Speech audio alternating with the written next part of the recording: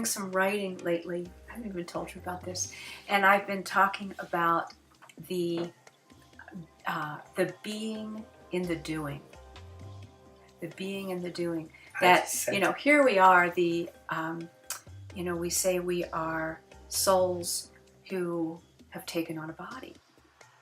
And yet, so much of our experience in our lives is about the physical hard stuff, the body, the things to do, all of what we wake up in the morning going, what am I going to do now? I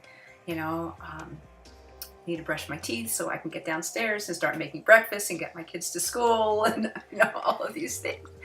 And within that is the being. And the being, the more that we release the creativity, the brilliance of the being inside, then magic happens.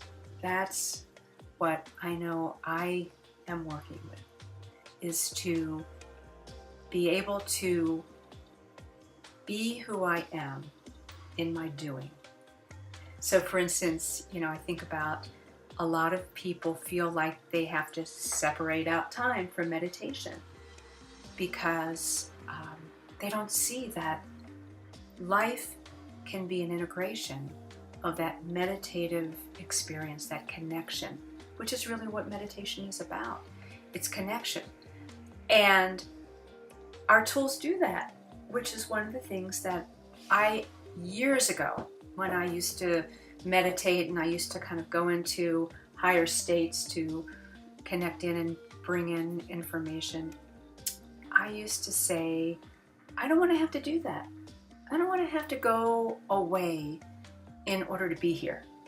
I want to be here and bring these higher levels of awareness into everyday life. That to me is the being in the doing. And to have sacred geometric tools, the technologies that we've developed that do that, so that the more that you're around sacred geometry and the kinds of tools that we've created, your life is a synergy. There's no separation between having to have time to meditate in order to get centered and to relax and reduce stress and get clarity or whatever, get focused. It's an experience that happens all the time. And that's, to me, the being in the doing. And the being in this time in our lives wants more and more to be expressed creatively in everything that we do. It's so true that meditation, that's what we've been talking about recently, because it's becoming more and more popular, and it's not something you do once or twice a day, but it's literally a constant level of consciousness, of beingness.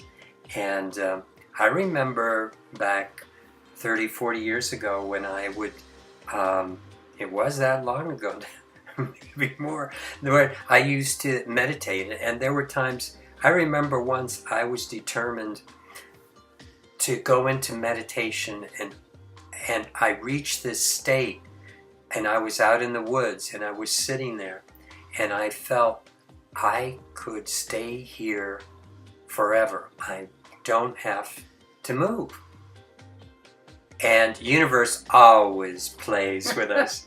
At that moment, this ant crawled up my leg, and but I was in meditation. I became aware, but I left the ant. And he crawled under my shirt. He went to the bottom of my belly button and bit me. And it was the most electric shock, being bit by an ant at the bottom. That was the Buddha. That was the Buddha. It's just the universe plays with us to keep us real and to keep us focused. And something I wanted... And to bring you back. And to bring me back. Because I had a tendency to want to leave. There was another time I was sure I was going to leave my body as I'm sitting there in meditation, again in the woods, and this pine needle dropped out of a tree and hit me on the end of the thumb, and it felt like something had just bit me. And it was like, boom, again, it pulled me back. And so I slowly start getting the clues that it's an opportunity to be here in a human body. It's an opportunity to be conscious all the time. It's an opportunity to feel good all the time. And it's a real thing. It isn't something that's made up. That it's your choice how you let your head play with thoughts. And I used to think that I didn't have any thoughts because I didn't know any better. It's like what you said about the pattern interrupt. Now, with some of the tools that we're both using and wearing and experiencing, that these bring through an energy where there's a pattern interrupt, where I can watch this guy and not take him so personally and not get so caught up in the things he used to like to do. That doesn't count playing. Playing's always fun. I had the thought, though, that I had this little sign above my desk in college that I said, when you play, you are as you are. There's no pretense. So it's one of those things that is just totally free to allow your beingness to come through when you're playing, and to totally give yourself over to a little child that you do everything that little child does. It will not only be an incredible workout physically, but it would be an incredible workout for your heart to open. And that's the joy of a little child. It is the creative spirit. The child is so innately creative. And that's our dog having a dream back there. So we always imagine that they're chasing rabbits in their dreams. I wonder if they are. Yeah. And I was just watching this YouTube video the other day that someone posted on Facebook. A 3-year-old boy who was doing these incredible dances. And they would change the music on him and he'd, get into a whole nother dance pattern. And he had so much presence. When he walked out on stage, he had no fear. There was nothing that was bothering him. He was just having fun. And what I could see was, I could see this beautiful spirit of joy just dancing. And when he was asked, well, why do you do this? And he said, because it makes my mommy laugh, because it makes people happy. And that's why he did it. I mean, here at 3, he is so wise.